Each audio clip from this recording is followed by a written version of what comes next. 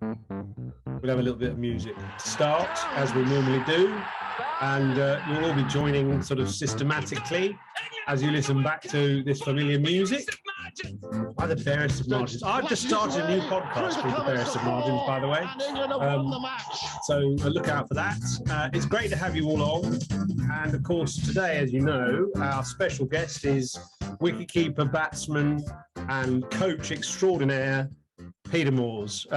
Great friend of mine and a fantastic guy. Peter, thank you very much for joining. Welcome to what we call the world's best cricket club, modestly titled. But you are one of the world's best cricket coaches, so you're undoubtedly have the total right to be part of our club. So good evening. Nice to be here. To be fair, yours, it's nice to be part of any club. I think I got kicked out of a few, I think, in my time. No, well, you kind of you do your magic and then move on to the next place. Yeah, that's part of the fun of it, I think. I mean, actually, one of the best things I reckon I've had the privilege of is coaching so many different players, which has been lovely. Moving to different clubs, certainly with the England stuff, the academy stuff, you get to see so many different players, which is great. Well, and we've got lots to talk about, actually, of course, because talking of new players, different players, some new players selected by England today, a new coach as well that many of us won't know about. I mean, tell us what Matthew Mott, the coach of Australia Women, now the one-day coach of England. What do you know of him? Well, not masses, actually. He coached Glamorgan for a little bit in the county cricket. So I remember him from coaching against him then. Like most things, when you coach against somebody, you get brief chats, but the really time you get to know somebody is often away from the game. So when somebody's on the circuit for a while, for whatever reason, you come across each other often in the off-season. That's the best time to get to know a coach. Came across like a cricket man, really, but I wouldn't know enough about his in-depth philosophies on how he sees it. He's obviously had a lot of experience, which is a good thing. Obviously, it's a contrast in some ways to Brendan. Brendan comes in with minimal experience, I think, from a longer format point of view. But he's obviously, I think, in his one-day coach, he's got somebody, hopefully, to share some ideas with, and they can form a good team. Were you in for it, as a matter of interest, either of the jobs? No, I wasn't. If I thought I had a chance of getting it, I probably would have done. I mean, I look. If somebody offered me the chance to coach England again, I'd take it in a heartbeat. I have no problem with. I love my time. I'm very frustrated for the second time because it was so short, really, and it felt like we were getting somewhere because it takes time to transition teams. But yeah, listen, I don't think I would have been in that hunt with the way they were going to look at it. I know a lot of the people involved, like Rob, really well. But yeah, so I'll let other people have a go at it. But actually, it's funny because, of course, Trevor Bayliss got all the glory. You did quite a bit of the hard work, and then Bayliss strolled in. And I mean, a lovely guy, and I'm sure he did great job. But he got all the glory, and you were forgotten. Well, one of the nicest things was probably, was Alistair Cook, I think, when they won the Ashes, staying some to the end, which actually was really nice of him. I didn't expect him to, but they won the Ashes, and he said, talked about the contribution, because I think between me and him, we brought a lot of those players in. We needed a spinner. Moeen Ali, a lot of that Ashes team came in at that time to be part of it, and it takes time to develop stuff at different times. So, I mean, I look back. A lot of those things, really, and as a coach, you get used to it in some ways, being battered about a bit by results and things that happen to you. I always feel more for my family, actually, because my mum and stuff like that, they're the ones that really get affected often when it's associated with you, really. And when Alistair said that on the TV at the end, it was as much for my mum. I think she loved it. She thought it was great, sort of righted a wrong. So for that, I thought it was great. Good old mum. We've also got world-renowned IPL commentator Simon Mann with us. Yeah. So what have you got to say? Well, what I got to say is I just watched the end of an incredible IPL match. Brilliant catch from Evan Lewis, if you get the chance to see it. But okay, it's about Peter tonight. Peter, do you sort of look back? Do you have those? Do you have that sort of gnawing feeling of sort of regret about it, or have you sort of, you know, with England, you've got over that now and you've moved on? It's in the past, or is that still that point you think, oh, you know, I could have really made something happen there? I think regret's the wrong word. I mean, I think coaching is such a misunderstood thing. I think, Simon, if I'm honest, not many people know the way it's talked about and often written about. It's not really talked about in its real terms. Coaching is about people. It's about relationships. It takes time to build things. I know when I first went to England, I was a younger coach. I made some mistakes. I certainly pushed hard, and for some of those players, that was fine. Some of those younger lads coming in, but I didn't spend enough time, I don't think, with some of the seniors, and that was like a lot of things. Like when players first go international cricket, you've got to find your feet and you've got to find the rhythm of it and stuff like that. By the second time I went in, I was very happy how we went. Really, I think we won 4 of our last 6 tests. We turned that round. We got a team together. One day wise, we were struggling in that World Cup, but I know a lot that went on the inside and what we were doing and where we were going to, and that was to play aggressive cricket. It just takes time to get people to the point you need them. A lot of the guys that went on, and Owen, credit to Owen, he did a fantastic job, and to Trevor. But I had a moment, I think, when I got let go the second time, which was actually much tougher for me personally than the first time, actually. I was at home, kids, family, doing your thing. And I was sat on the decking, probably halfway through my second bottle of Rioja, I think. And I had that moment that said, because I was feeling a bit sorry for myself. What am I feeling sorry for myself for? I love the game. The game owed me nothing at all. People can have an opinion on me as a coach. I'd been around, I'd coached at Sussex and had success, brought a lot of people through, got a lot of mates from it. Same at Lancashire, we'd won a championship, we brought a lot of local lads through. When I did the academy, a lot of those lads came through, went on and played for England. And in the England team now, currently at that point, a lot of the players in there, I had great relationships with. And I actually, Mick Newell asked me to go in at Notts to have a go. And actually, interesting, as soon as I went in there, I said no to start with. As soon as I went in, the interesting thing was, as soon as around cricket people, that's the best repair for me straight away, because then you're doing exactly what we're doing now. You talk cricket, you talk about what's needed, not needed, and you share some of your experience. And it doesn't mean you're right, it doesn't mean you're wrong, but you have a view, and that can sometimes help. So that to me started me back into cricket straight away. And a bit like the first time I came out, I went straight into Lancs. I ended up going pretty quickly into Notts. And that has always been a good thing, I think, because you get something to move on to. And as I say, I look at the game now, the game owes me nothing. I've had 40 years in it, coaching and playing. I've loved every minute of it. I've had highs, I've had lows, as we do in all jobs, but I've never seen it as work. And I don't think I will.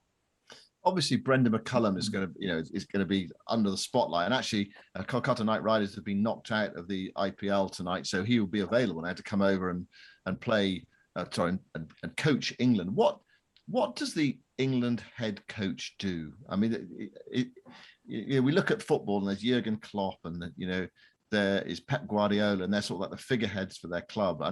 But what is it like to be the England head coach, and what's expected of you, and what do you do? Well, hopefully you be yourself for starters, and you go to your skills. Brendan's going to bring certain things that he naturally does. I think he's known as a really good leader of men. I think he'll bring a camaraderie to the group. There'll be certain areas he won't be experienced on, and he might not be as good at. That doesn't matter, provided he builds the right team around himself.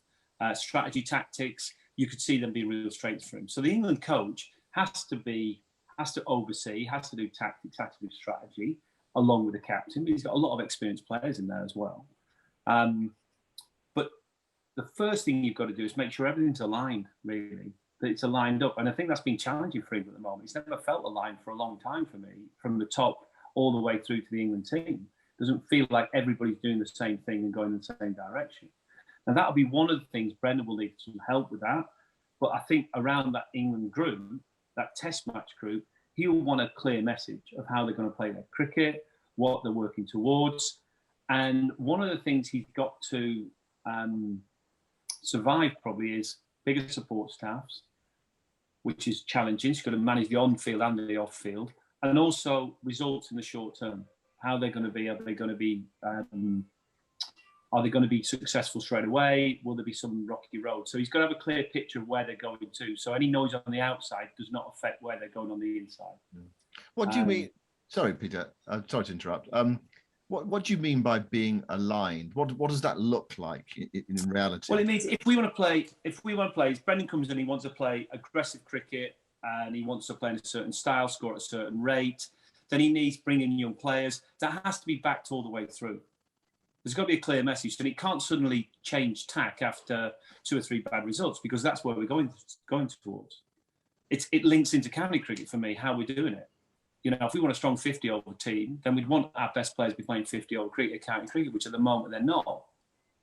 Now, it depends. We can't give messages out on the one hand and then not carry it through at the levels we need. If we want to develop an England team, then to me, we want strong bowling unit, then I wouldn't have taken away the pace programme that was in the ECB that supports it. So to me, alignment means decisions made across the board in the pathway, in the development structure, back the England coach and what he's trying to get to and what the ECB want to do. And it does not feel to me like it's been like that for quite some time. If that makes sense. Yeah. I'm passionate about it in some way, Simon, because it's really frustrating watching things that were built up and then brought success. England became number 1 in the world. They became global winners for the first time of a tournament. And then we've taken quite a lot away and the world's changed. Franchise cricket, etc. So it needed adjustments. But I think that, to me, is one of the big challenges for Rob when he comes in to decide, okay, what does he need to maybe replace even? What support does a player and a setup need now in the modern world to produce successful England players and have reserves to come in, because the schedules are obviously jam-packed. It's quite inexperienced in terms of the actual jobs that they're doing. Lineup, if you think about the coach, the managing director, the captain, they're inexperienced in their roles. Does that matter? I mean, they're cricket men, aren't they? They've steeped in cricket, and they've been, you know, cricket's been their blood, however many years, 20 odd, 30 odd years in some cases. So, are you concerned that there's too much inexperience there, or does that not really matter that much in this case? Well, I think you'd have to say these have been this. No one wants that much change at the same time. So I don't think you want a chairman, chief exec, head coach, director of cricket, both formats all happen at the same time, I would think. Because, yes, it gives you the great opportunity of a clean slate. But it means there will be some gaps in experience. It will have some advantages, and you can really, I think, hopefully move fast on. There might be nobody blocking what is going to be the new way. But there will be some holes. If that lack of experience ends up being a strength or a weakness, because sometimes a fresh set of eyes is exactly what you need. I think time's going to tell. I just hope for Brendan, really, he gets good people. I think some experienced people, he needs some knowledge of the England system. I think experienced coaches around, as well as people coming through. They're going to be really important, I think, for him to get the right knowledge to make some of the decisions that he'll need to make as we go through. Because often, for Rob as well, I often say to people on the outside, everybody wants change because you can see the simplicity of the answer. It's pretty straightforward. As soon as you get on the inside, you see the complexity of the problem because you know everything about everything. Now, it's when you're on the inside of something and people turn around and say, well, why aren't you doing this? And you know 3 reasons why you can't do it, because of X, Y, and Z. You might not even be able to say them. That's one of the frustrations that he'll get, that a lack of experience and not knowing that might frustrate you to start with, because sometimes compromises have to be made to get things over the line. And I think that's going to be really interesting. But Rob is a really good man. I think people will really enjoy the fact that he speaks honestly and straight in the press. Doesn't feel like he's given any sort of like corporate messages, saying it from the heart. This is what I think England need. And I think if you keep that simplicity in it through all the things that go on, I think that'll be a good thing. You mentioned the alignment, England being sort of potentially out of alignment over the last couple of years or so. And you're inside the game at county level. Some of the accusations have been that, you know, county scheduling is up the spout and it's not helping England. Is that true? And do you think that county cricket's major responsibility should still be to try and channel players towards Test cricket? I mean, I think every county has to have a responsibility to try and help people fulfil their dreams. And that's, as a kid, most players still write themselves down in the England team at some point. I mean, that's part of it to me. So I think the way it fits, the way the world is now, with all that goes on in the world, I think you're trying to help people achieve things. And with that, you'll win as a county anyway. But to me, I think it's absolutely fundamental that you're trying to help people go on and play for their country, because that's the pinnacle of what they do. Now, as long with that, there's also franchise cricket, which I also think is a great thing to try and help people achieve it. So if you ask me what I would say to any player, I'm going to try and help you go smash the world, mate. Basically, go play franchise, go play England, help us win trophies, because that to me is what the game, that's what coaches are there for, to try and create opportunities for you to move your game. The big thing with modern players for me is, a lot of times they're accused of entitlement and whatever. I think expectation in modern players is sometimes, it's always high. The question is, you've got to make it realistic. And if they're going to achieve a lot quick, they're going to have to work really hard. Like everybody always has to. You've got to work hard because the people at the top level are really good. It doesn't mean you have to overcomplicate it. Often, most top flight things are basics at pace and done really well with your own style as a player. And you try and help them that and try and get them there. But that I love it. For me, if any of our players at Knox go on and play for England, if they want to take all 11 at the same time, I am having a glass of champagne. Fantastic, because I've got a son who plays in the game, so I can only coach everybody like I think is my son. And if I saw Tom walk out and play for England, or have the chance to do anything in a franchise, I'd want him to go for the experience and the fun. And it's not just about the money for players. Players are still the same. They still got a passion to go and play and represent their country. They still have the same things that go on. It comes across differently for a lot of them, but I think a lot of the times you've got to get to know those players, and the same nerves, frustrations that we all had as players, they're still around. They haven't changed. They just come out differently. Does Tom call you coach, or does he call you dad? Like Alex Stewart, used to call his dad manager. So what does Tom call you then? Yeah, I think it depends where you're at. If it's me and him, he'd probably call me dad, because whatever, if there's a lot of people there, he doesn't actually call me anything at that point. He sort of like gives a look and whatever. But you have a language. Me and Tom have got a language at the ground that is different to the language you have away from the ground, because you go into a style. I mean, I look at it and it's one of those as a dad coaching your son. It's on the one hand, it's a really good challenge, and in some ways it's a cross to bear, because it's a dynamic that you've got to get it right. I think it's probably made me a better coach, because it gives you. I've got an insight into young people coming through, because I've got a son who's 25. But also, I think it really makes you look at every player. I often say to a lot of coaches who are just starting, try and look at people with a different lens every now and then, not just with your. So we often talk about coaches like they've already got technical glasses on. Look at them. Are they happy? Are they enjoying it? Are they motivated? How would you be if you were their dad? How would you be if you were your best mate? Look at it differently. You might get a different insight into where they're from and get some idea of how to help them achieve what they want to get out, because that's part of that's really all we're doing. We're not. I probably started coaching trying to prove my own point, and now you're trying to help people to prove theirs. In many ways, and that's part of the fun. Must be a nightmare, actually. I mean, I know what it's like watching my kids play cricket. It's a nerve-wracking experience, far worse than playing. Not only are you watching your son play cricket, but you're also coaching him in a professional environment as well. It was a double nightmare. It's funny, actually, because I think actually when he's playing for Notts, you're watching it, you're in the game, and that I don't find it. The only time I got really nervous, I think, in a real dad way, was he went on loan when he was 19 to Lancs, played at Lancs, made his debut against Durham. Ben Stokes was bowled at him, first time he was bowled at him.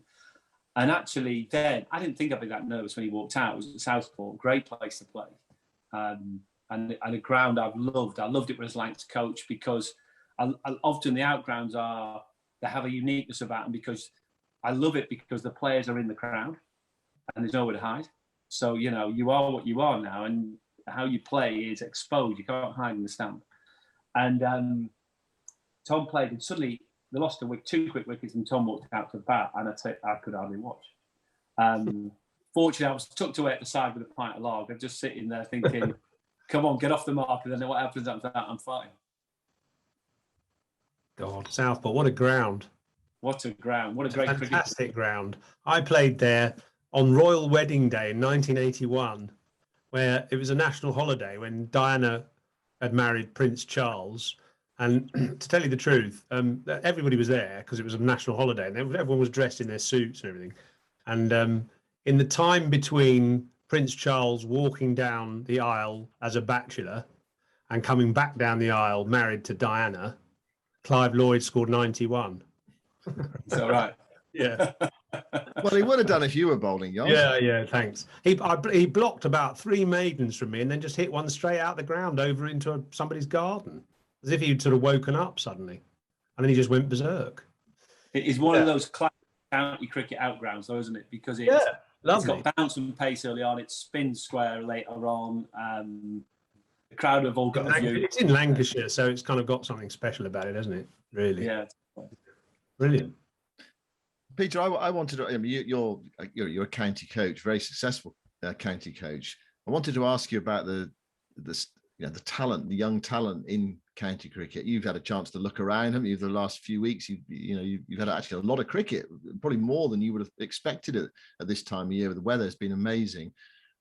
What is the talent pool like in county cricket? Is it strong enough to give people hope that the England team will be successful again and sustain that success? Or is there a lot of work to do? Yeah, there's some talented players around. There's not always has been, I think. And I think someone like Matthew Potts, who just got in, I think he's a classic example of somebody a little bit maybe a slower burner who's come through. He's matured. He's got a yard of pace. He bowled really well against us when we played him up at their place. So yeah, there's talent around, no doubt about it. The challenge when they go up is Test match cricket is different. It's always been different. Generally, a lot of the bowlers are 6'3" and above. You don't always get that in county cricket. They're quicker pace. They get more bounce. The pitches are slightly different. Like most things, we talk about things like the extremes, like pitches have suddenly gone terrible and now they've suddenly gone great. The pitches weren't that bad last year.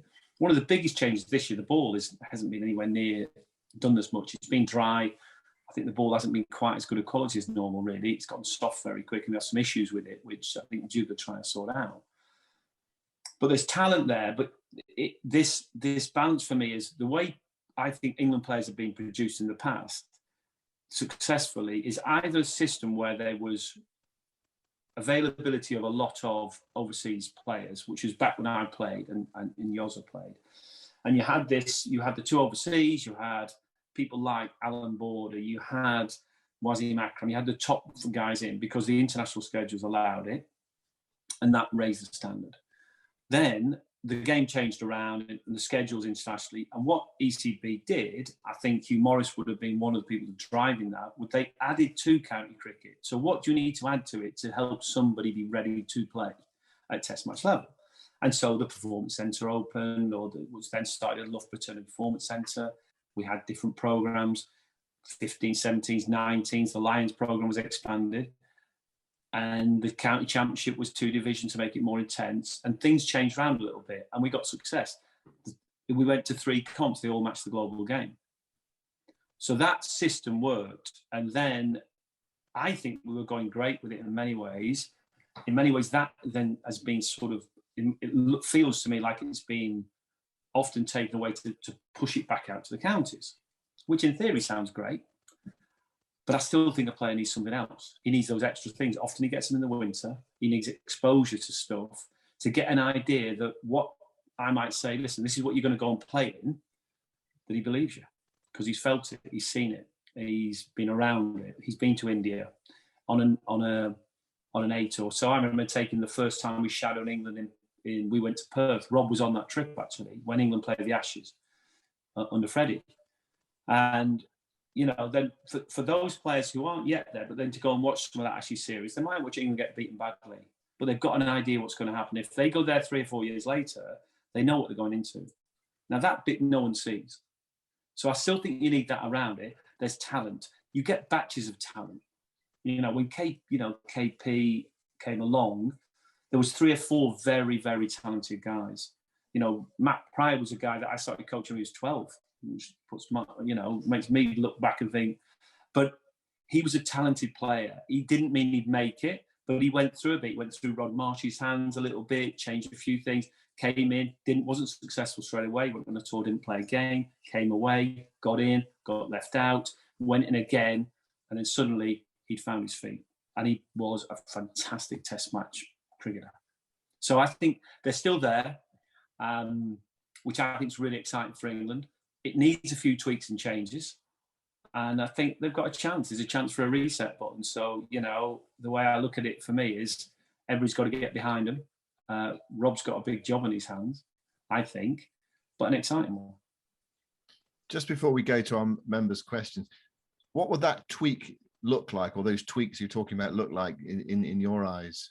So things need to change a little bit. Back for me. I think expanding the Lions program again. It's obviously affected by COVID as well, but I think there's things like that players need experiences and meet and different things when they're coming through. So I'll speak about Tom. Tom, he'd have been 15 through the Bunburys, gets in, goes to Loughborough, and then suddenly in a program for it's probably only 5 or 6 days at Loughborough, the lads who did well at Bunbury got this little program. He met a guy from the SAS, did a few things, did some different stuff, got exposed to netting at Loughborough, but came back, I think, quite different in that he's now thinking, I'm now, you know, Dad, I want to do this, I want to go this, I want to get there. And he's now pushing himself. I remember speaking to Johnny Bairstow once, who said he didn't get picked in a thing there, and that made him go back and work twice as hard because he wanted to get in. So he can go both ways. But those sorts of programs, some are still in, some have been manoeuvred a bit. I think that needs to be looked at to make sure we have those things in our system, because that's how our systems worked in the past when it's worked at its best. That's what I think. Now, what's actually there and not there exactly, I don't know. One I know, one of our coaches, Kevin Shine, for instance, ran the PACE program. Now, the PACE program for me was really valuable because not only did it help develop players, it monitored bowlers to help them not get injured. And I think we've seen at the moment so many players injured, so many bowlers injured. Bowlers are valuable commodity. Quick bowlers are really valuable. County cricket is nearly designed sometimes, if with the volume, it can slow you down a bit. So there needs to be some sort of system to make sure Matthew Potts doesn't get over bowled on the one hand, so he can keep pace and still be a strike bowler, because that's what England will want for him to move on and being, you know, Tim Bresnan would have been one of them, was nearly sliding into becoming a stop bowler, and then got helped, I think, to become what he was more of an impact bowler. Still not express, but bouncy, quick, really good cricketer, and could get you wickets at key times.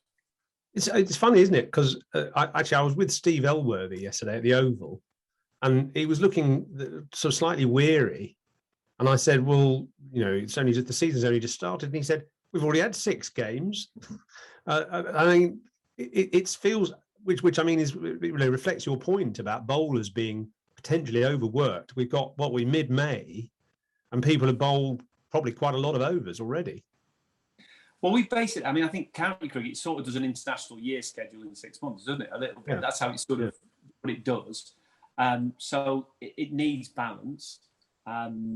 It's crammed now because it's a different schedule. 4 comps, a lot of white ball in the middle of it.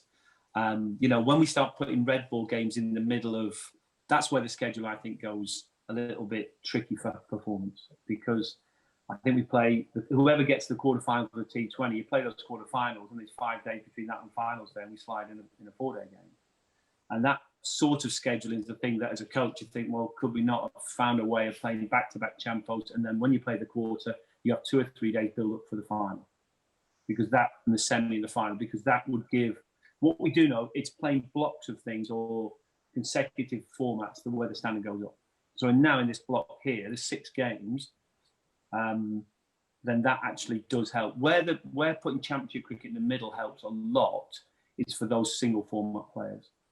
Because then they've got nothing to do for July and August otherwise.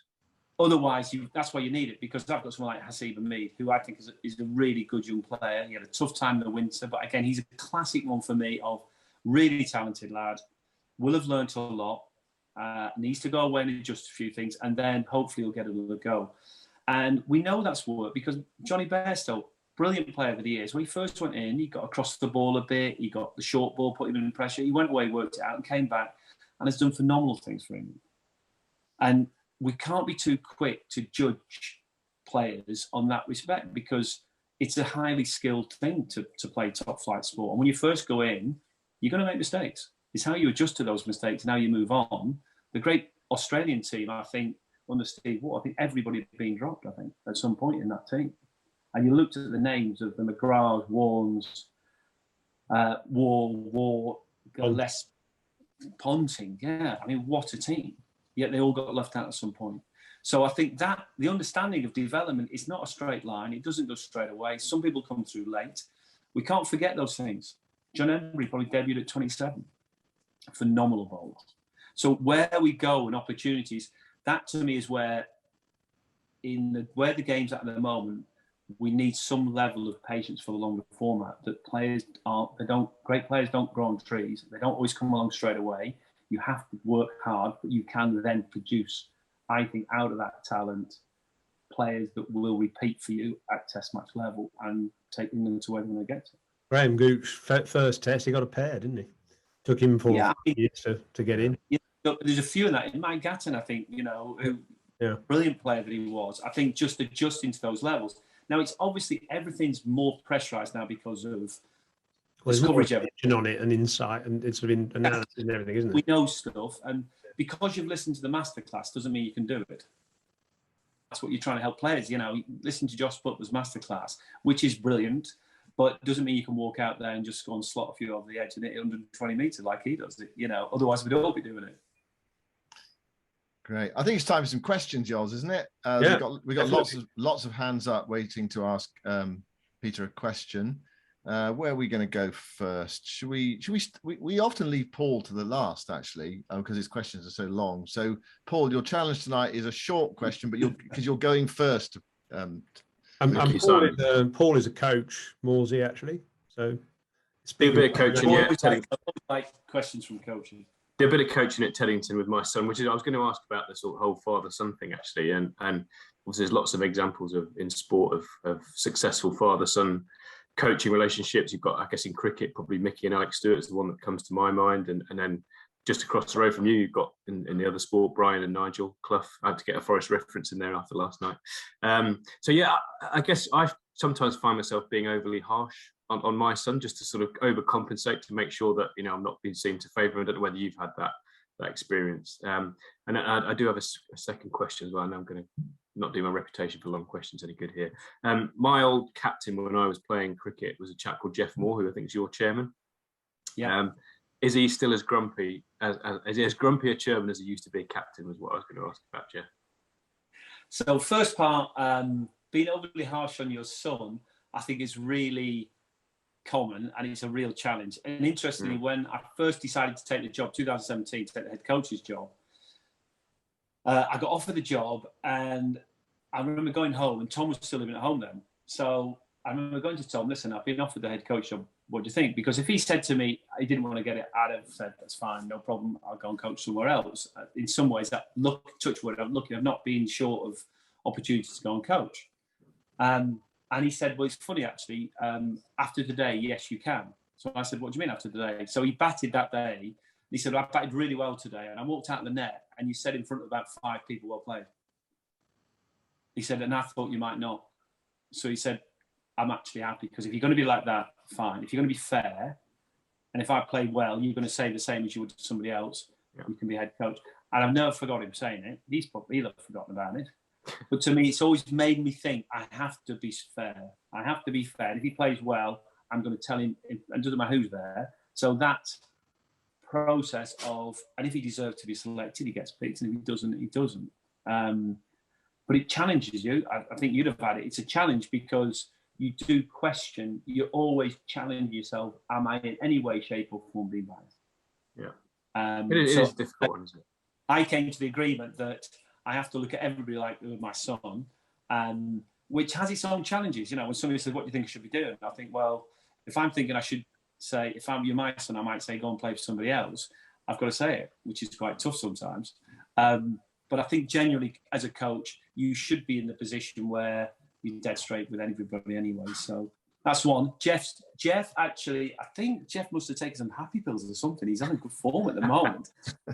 It's probably waiting to crack. So actually, he's done a really good job, I think, since he got in. Yeah, he's a good guy. He's a terrific guy. He's a good guy. I ask it in jest because I get on with him very well. But yeah, he's a bit of a grumpy brother at times. Yeah, he is. He really is. I like chairmen that are, if they're not happy, they tell you. So I like it when in times they kick up a bit because you know where you stand with them. And I think Jeff has been straight all the way through. So yeah, that suits me. Thank you. Thanks for your answer. Great. Well done, Paul. Cheers, Paul. Let's go to Matthew next. Matthew Cleve. What's your question, Matthew? Thanks, Simon. Peter, very good to meet you. Maybe go back to sort of the Brendan McCullum, Matthew Mott sort of splitting the red ball, white ball. What are your thoughts on the relative merits of, you know, splitting the coaching of the two different balls? And I suppose ultimately, you know, do you think it's the right way to go in your opinion? Should it be one coach overall, or, you know, what are your thoughts there really? Yeah, I mean, it's nice to have one person because he sets the whole culture, or whatever you're going to call culture. It's not really easy thing to define in some ways, but there's a consistency about it. So that's an advantage. The way the schedules are at the moment, it feels tricky because I think more and more you're going to find the teams actually getting further and further apart in personnel because of the way it fits. And I think from that point of view, Rob, I think that's what Rob sees. I think this is a chance to try and get that. I think it's important that the last time it happened, I think between Andy Flower and Ashley Giles, I don't know if they quite gelled. So I think it's important that Brendan and Matthew they see the same things in some ways, because there's going to be differences, but you don't want it to be so different for those people across formats that the danger comes when one person really likes this environment, I don't like this environment, and it just comes like we're comparing. But in theory, it should work. Like all things, theories are great till you put people in them. And people are the challenge. So they're going to have to be good. They're going to have to communicate really well. But it will create the opposite of what we did with Chris Silverwood. When we gave him the head honcho of everything, it was like saying to Eddie Jones, you're going to run the sevens team and the rugby team and somebody else at the same time. Impossible job. One that probably Chris couldn't turn down because he wouldn't in that position, because you wouldn't know in some ways what was coming, but he would be in an impossible position trying to select teams for the West Indies halfway through an Ashes series. You know, it's a crazy situation. So I think it's definitely a move forward. And I think, you know, they're going to have to work hard to make it work. But if they do make it work, it will be sustainable for the coaching staffs, I think, to keep some level of balance in their lives. Yes. Because it's any balance at the moment. I guess it's also managing players' workloads if they are both red and white ball players. There's hardly any of those left, though, now, are there? I mean, there's a few there. Who's going to be in both sides? Possibly Bairstow, and maybe Stokes, and who else? And I think that's the point, yours now. I think they're getting more and more split because someone like Joe Root, phenomenal player, played in the 2020 side. So if you look at 2020 cricket now, really, you used to have maybe two people that knocked it around a bit. And when I say knock it around, they're still striking at probably 135. Now that's probably down to one. And eventually you can see if that, and that can be none. So those players now, the depth, everybody bats.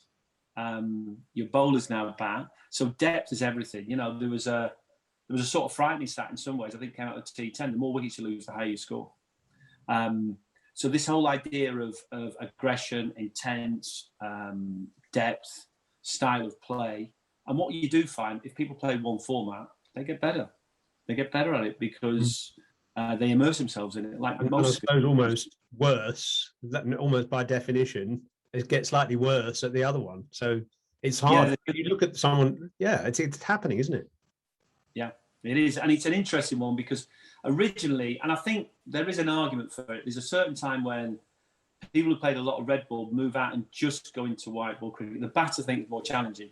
Like now, this block of red ball cricket we play in county cricket, I think is a great foundation for younger players to go into T20 because they've got their rhythms and their styles to then expand from.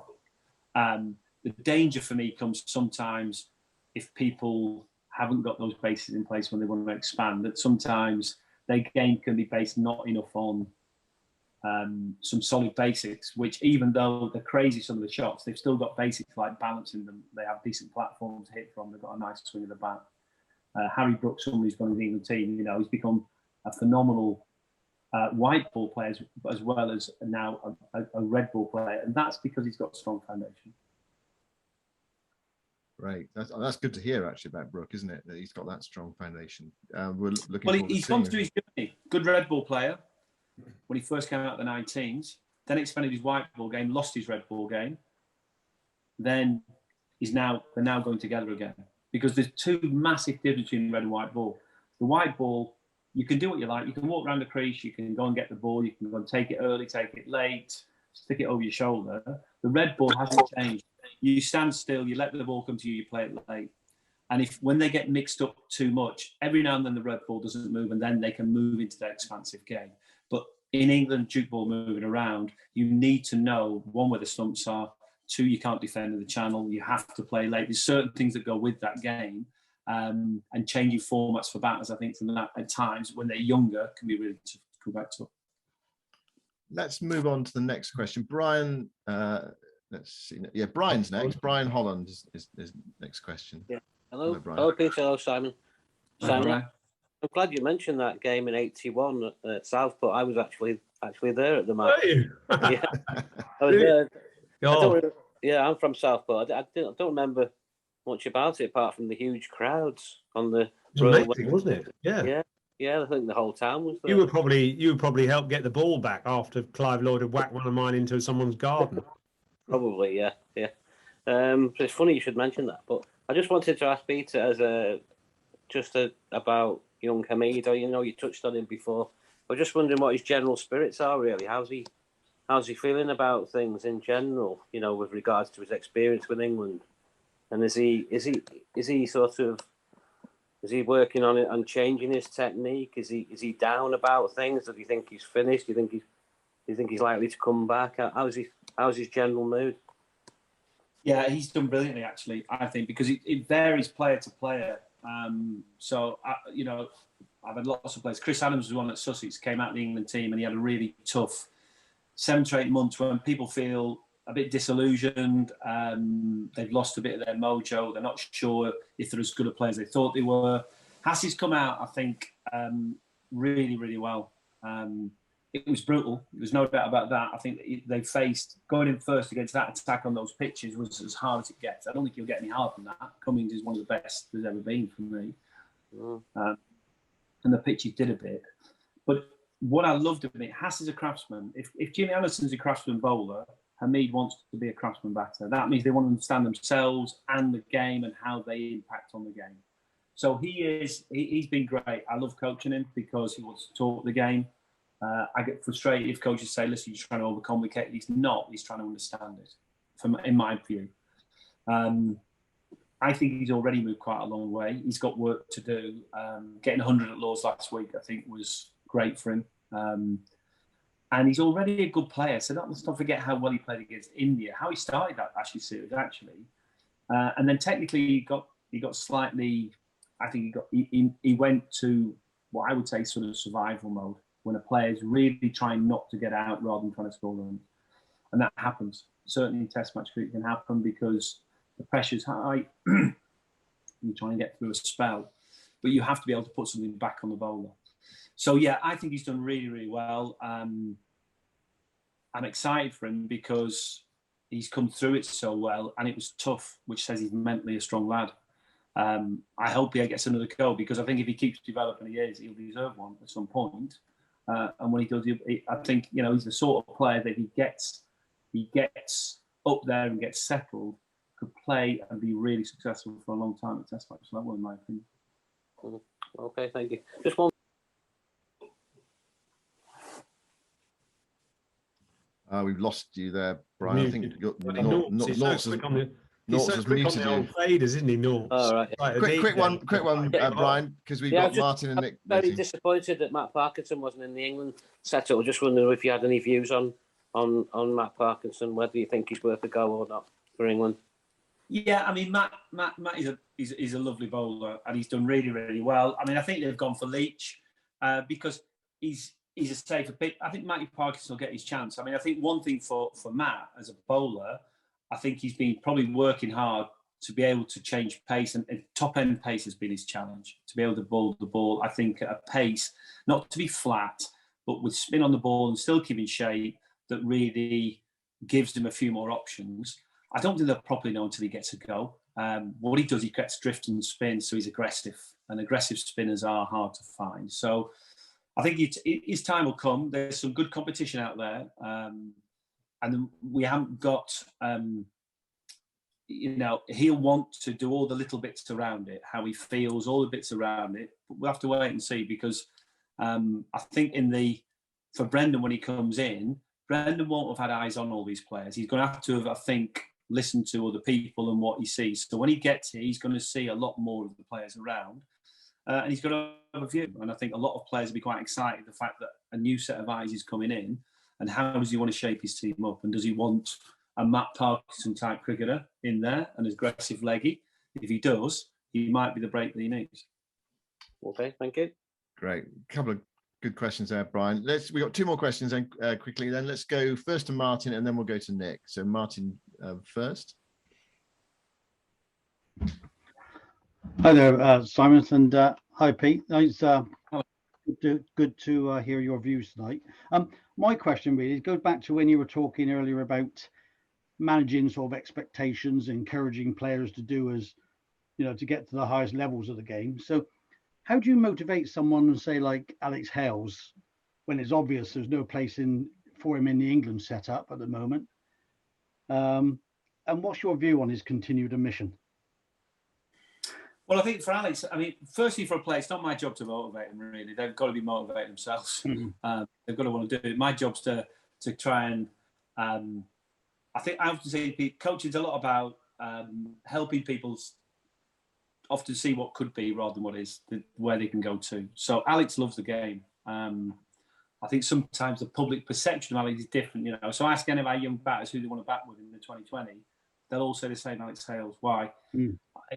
He's calm. He's got great information. He reads the game so well. He treats us as equals, and they love batting with him. So his motivation is he loves playing.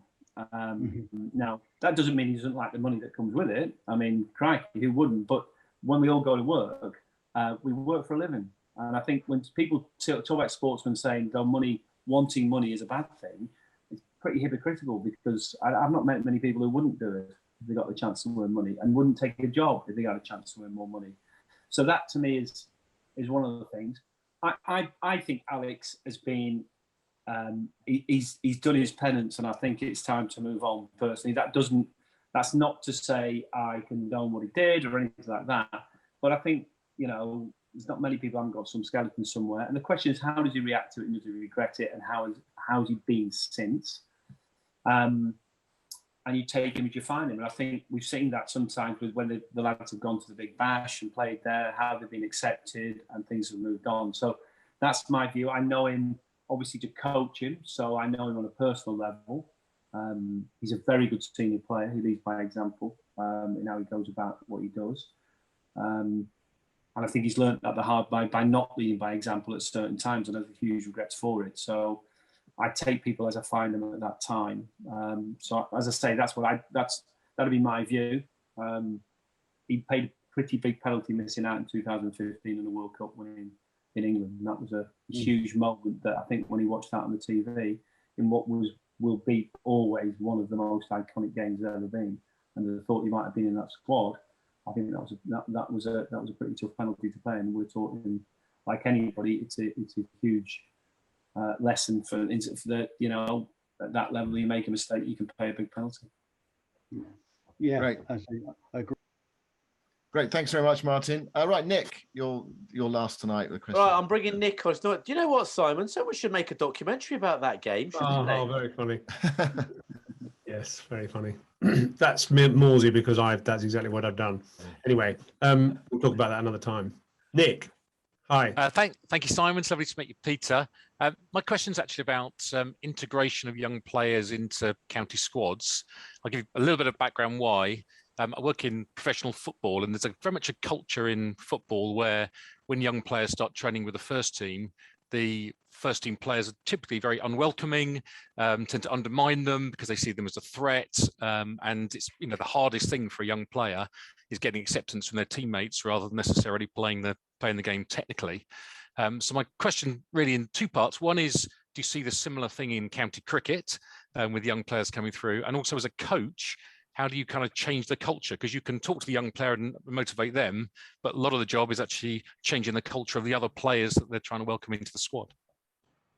Yeah, I think you decide what culturally is acceptable and not acceptable. So, I mean, there's been lots of talk about the word banter recently with all the stuff that's gone on. So, if I quantify banter as a coach, I'd often say there's things that are funny and things that are cruel. I think anybody who's been coached by me, if something is and cruel often means it takes away somebody's belief.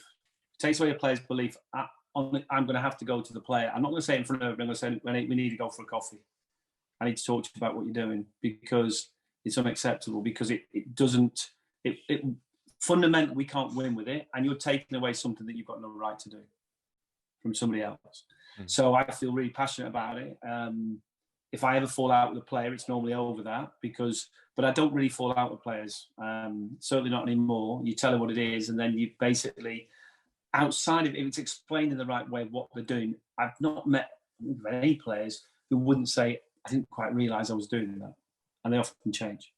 But if you're not prepared as a coach a lot of coaching, I've not had many good proper coaching conversations. I haven't got some awkward silence in them somewhere, where you're saying something to somebody they might not want to hear. The question is, do they accept it and then they move on? And I've had the same done to me. So that'd be what I'd do with a young player. I think you're trying to help them survive that first bit because it is tough. The academy coach for me, I like whoever's my academy. I have John Stanworth at Lancs, for instance. I want John around the first team a bit because he knows that player well, and that transition of the player is really important. So giving the player, so he's got another place to go, not just with the first team coaches. He can actually go somewhere else. I think it's really important because, as I say, that they are normally highly talented players, but they're playing with the same people that are as talented as them at 19, but they've been playing the game for 5-6 years at top level, so they're better from an experience point of view. But culturally or environment-wise, there's a couple of things cynicism, I can't live with it. That sort of behaviour that takes away people's belief, can't have it in the dressing room. And unfortunately, if you can't change that, then for me, it's really difficult for you to stay at a place. Because Have you had to step in then and change it? Yeah, pretty well everywhere you go. There's certain things that might have gone on or go on, and if it becomes acceptable because somebody went through it, then it was the old way. It's the way I came up through that. I mean, most things I coach are either things I really liked or things I really didn't like, and I didn't think were acceptable. People turn around when you do a level 4 course and say, "That's it. Oh, you're a level 4 coach." I'd coached 10 years before I did a level 4, and it adds stuff too. But my coaching is a lot from what I've learned from the floor. I've coached at schools, I've coached kids, I've coached 5-year-olds, I've coached 89-year-olds. And human beings like certain things. They like to be treated in a certain way, and dressing rooms should not be, high performance environment and all this sort of stuff. It's good environment, places where you want to be. It's sanctuary because you're going to be judged when you get on the field. So if you can't create somewhere where the player goes in that he feels safe in, then as a head coach, because you're the guardian of it, you ain't doing it right. That's what I'd say. It's absolutely fundamental because you have 18-year-olds to 40-year-olds in there, and they've got to be able to fit together. And respect is an earned thing. It's not a badge of honour. It allows you to do things you want to do.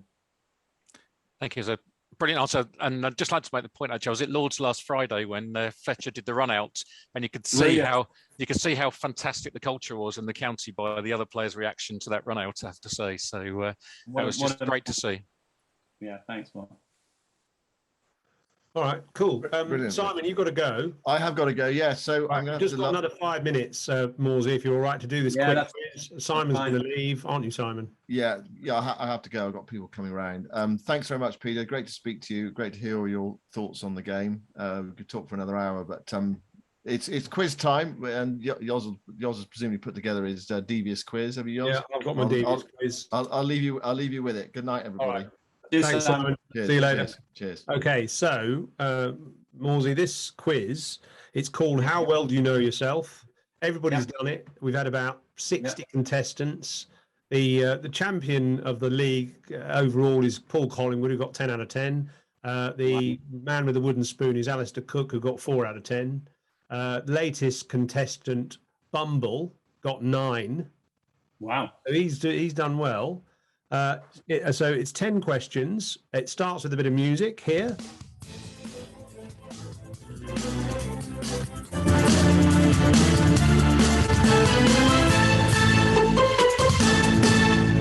Uh, 10 questions. If you get the answer right, you get this. He's got it! And obviously, if you get it wrong, you get that. Okay?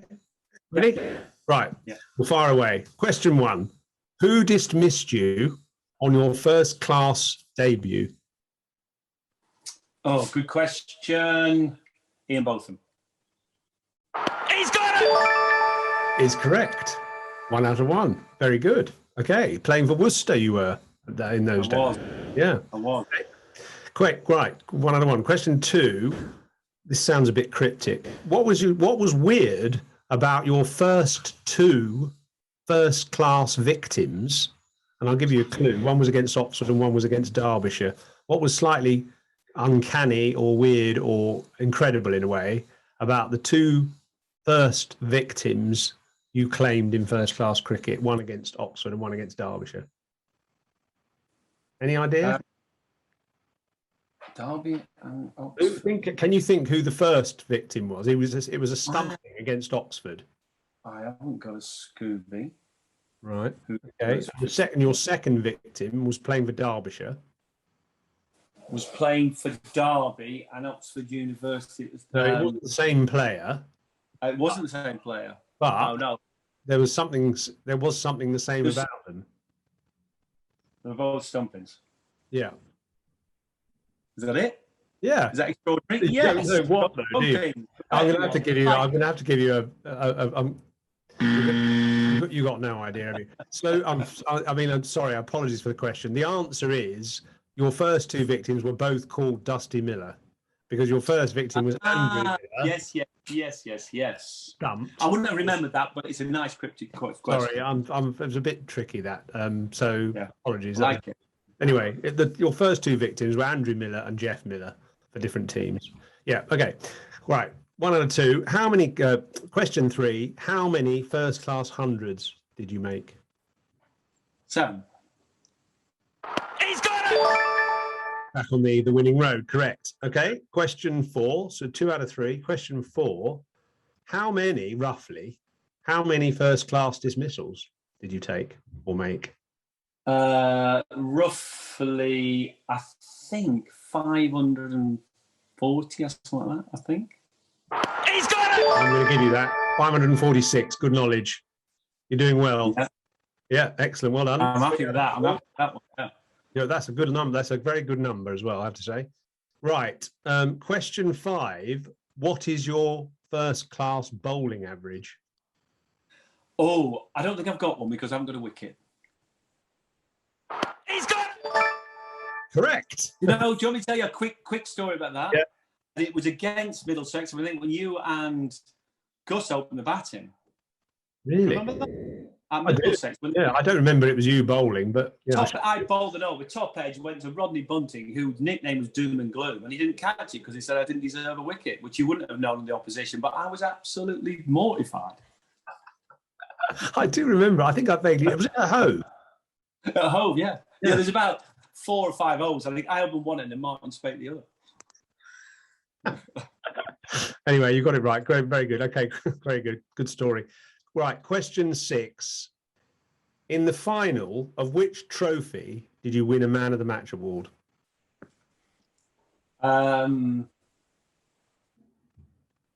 Seaboard.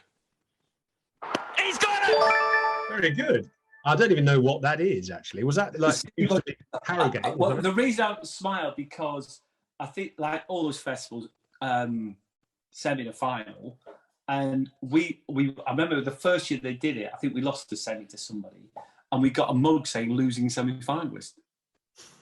And I thought I've got to keep that because I played one game, we lost, and we get to lose it like we've gone through a big souls. But yeah, they did it for 2 or 3 years. The SEBA, like the Harrogate and stuff like that, same sort of thing. Yeah. Okay. Very good. So that's 5 out of 6. Okay. Question 7. This is slightly cryptic as well, I suppose. What was significant about Sussex's county championship title when you coached them to it in 2003? First time they'd won it. He's got it! Correct.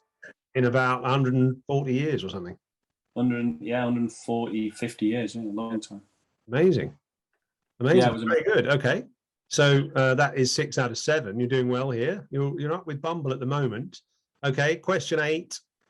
What happened in your first test in charge of England in 2007? I mean, just sort of, what was the first thing that happened innings-wise, do you remember? It was quite a sort of impressive performance.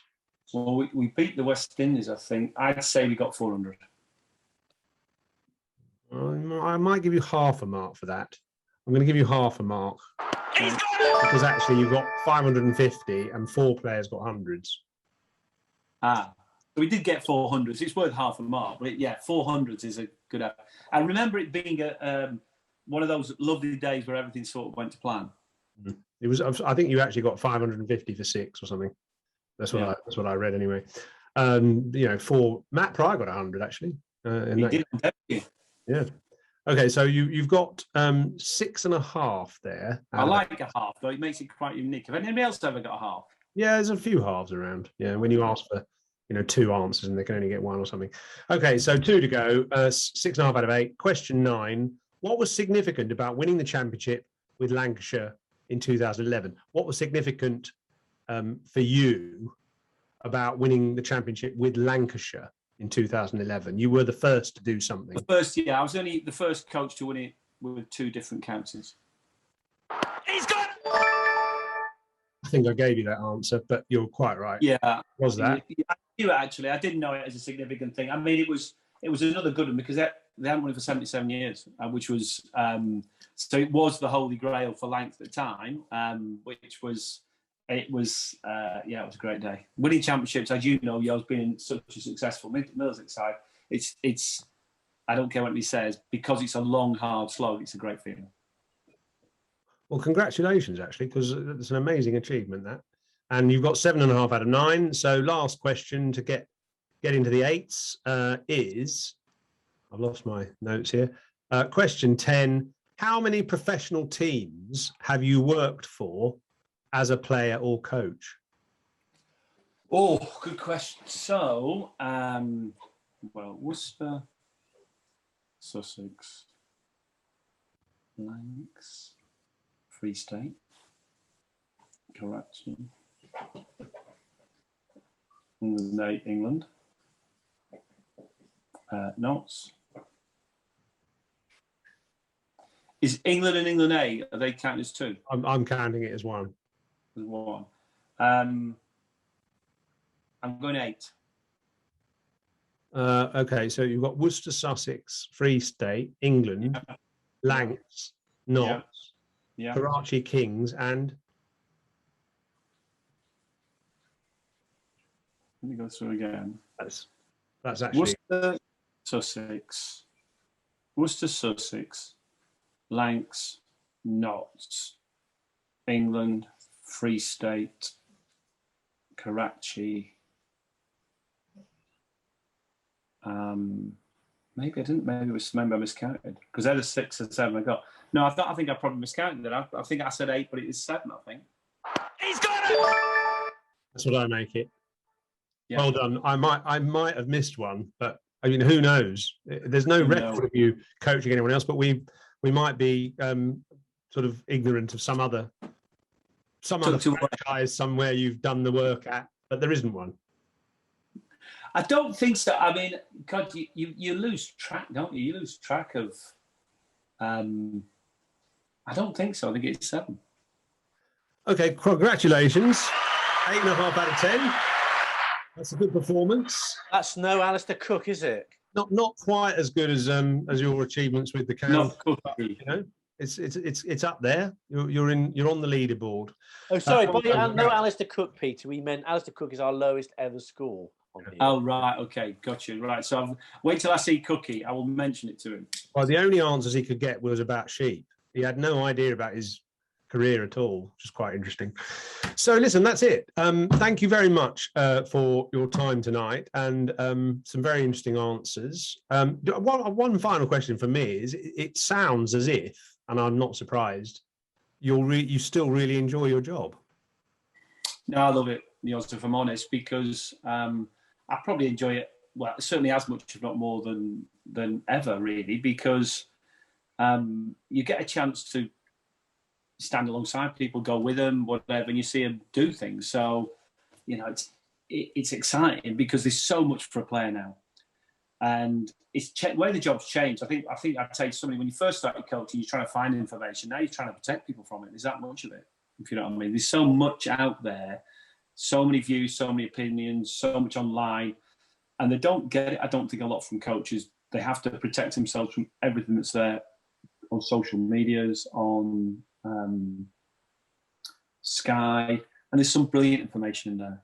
Just filtering it out for yourself to what you can actually take and use, and doing the work, really, because a lot of, as you know, a lot of repeatability for a player is you've got to do the work. It's like a golfer, you know, you've got to do the work. Somebody's got to go with you. So, you know, I'd say to most people, if you want to be a coach, you've got to be prepared to do the work, and you've got to love it, because otherwise you're not going to have the energy that the player needs to keep them going. Well, you've certainly got energy and enthusiasm, which, I mean, you've sort of always had, haven't you? I mean, I guess that comes with your personality, really. Yeah, I think so. Yeah, it's something I've not touched wood. I haven't struggled for. I mean, you know, I get excited about it. We play Derby tomorrow. I'm excited about it. It'll be, you know, I'm looking forward to the day, and doesn't mean you don't get grumpy about it at times either. I know when I'm not on good form. And one thing I say to me coaches here: don't underestimate. Like players, we can go in and out of form as coaches. We can be on and not on. So I've learned over time to know when I'm good and I'm really good, and then I'll try and move things. And when I'm not, I'll keep quiet and tuck myself in the back and get somebody else doing it. But either way, it's a great job. Do they still have at Trent Bridge those lovely big white baps with ham and sort of, you know, lettuce in for tea? No, gone, yours. One of the things that hot pudding's gone. Oh. All those beautiful things we used to get. Mind you, the food at Trent Bridge is outstanding, but you've got to get used to things like protein shakes and all that. But as coaches, we've got our ways. We've got a couple of supporters who make unbelievable cakes sometimes that we just tuck into the fridge when the lads go out after tea, and we can just have our slice of cake, which is always good. So we've got our systems to keep ourselves. You just had a few days at Lord's, haven't you? So I presume you got stuck in there, did you? We got stuck in there. Food was brilliant, actually. And do you know what? We hadn't been there for a bit, and I've not been there for a little bit, and you forget too quickly when you walk in there how magnificent it is. I mean, it was great. We had a lot of lads who hadn't played a 4-day game there, and that's part of the fun of the job. So when we first got there the day before, we're sort of like taking lads, come and look upstairs, look at this, and it is like kids in a sweet shop, and that is, you can never underestimate that. I mean, my son would have been one of them.